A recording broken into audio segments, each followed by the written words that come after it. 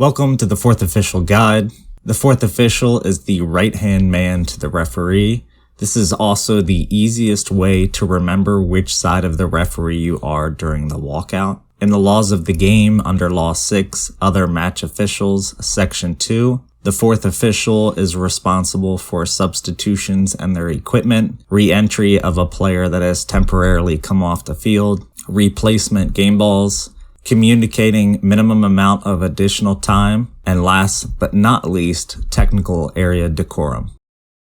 First, we'll talk about assignment. Chances are your first fourth official assignment will be from the State Cup, a high school playoff game, or an adult amateur game like UPSL or Maryland Super Soccer League Division I. This guide is going to be more information than what you will need for these assignments, but I'd rather it be too much than too little. Once you have accepted your assignments, you will review the referee manual or rules of competition. This will cover any pre-printed paperwork you may need, how the player check-in process works, what the substitution rules are, and whether or not you need to print the sub passes for it, and last but not least, the match report.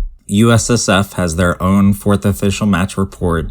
There are some leagues like UPSL that use their own version, as you see on the right. Next, you want to communicate with the referee crew on the timeline of events, when and where to arrive, and who is responsible for bringing what for the match. Now we'll talk about the pregame duties. You're going to arrive and meet with the crew, check in with any game day staff if required, head to the locker room if there's one provided, and do the field inspection. After the field inspection, usually the fourth will go in and check the teams in and determine what colors the referees can wear. The teams will want to warm up with the game balls, so now would be a good time to check them. Then you'll have your pregame with the crew. This is important because the fourth official is the most versatile role on the crew. The referee will choose what and how the fourth official will interact with the game and the technical area. Then you will prepare any paperwork like the basic information at the top of the match report. Your job as the fourth official is to support the on-field referees by handling everything off the field. You want to ensure all non-game balls are put away so they don't end up on the field.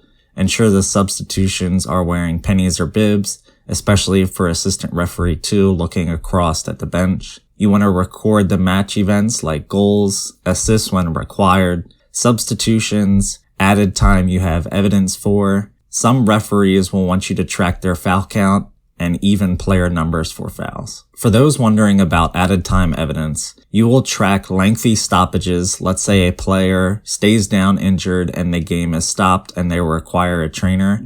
You will track how long that injury takes before the time restarts, especially if that player is being replaced and the sub takes time to get ready. Hydration breaks or lost game balls are also examples of time you would evidence for. You will add those up and when prompted by the referee, provide him with the time that you have evidence for. Let's say 4 minutes as an example. And if a coach questions it, you can say we have 3 minutes for this injury and 1 minute for the hydration break, so 4 minutes. You will also check the equipment of the substitute prior to stopping the game for the sub, and follow the proper procedure for the substitution. You are also in charge of informing the athletic trainer when to enter the field of play after being beckoned on and when that injured player is ready to return to the referee. Once the match has started, there are some on-field decisions that you can assist with.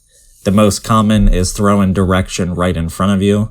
If the AR is there is no reason for you to signal. You do not have an angle for the ball in and out of play, so I would not make any of those decisions. You can also help with challenges near the benches and any misconduct needed there. You are also responsible for watching behind the referee's back, especially when there is an advantage with players on the ground.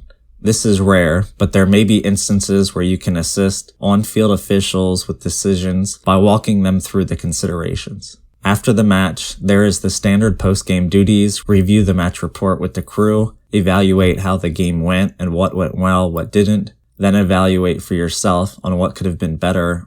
This is going to be it for this video. There will be a separate video for technical area management, but it's going to be way too much information to put into this one. Thanks for watching.